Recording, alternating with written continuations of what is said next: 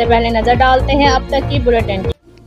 National skills university H8 Islamabad में हुनरमंद कामयाब जवान प्रोग्राम बैच 2 की सर्टिफिकेट डिस्ट्रीब्यूशन तकरीब में तलबा और मोबाइल मैन्युफैक्चरिंग टेक्नीशियन के टीचर को अदालती सर्टिफिकेट से नवाजा गया।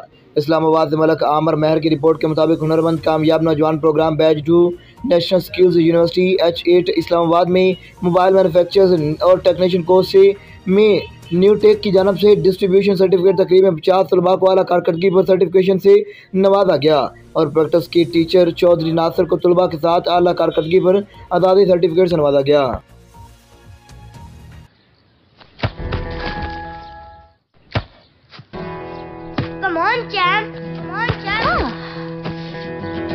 मुश्किल केक क्यों मार रही हो?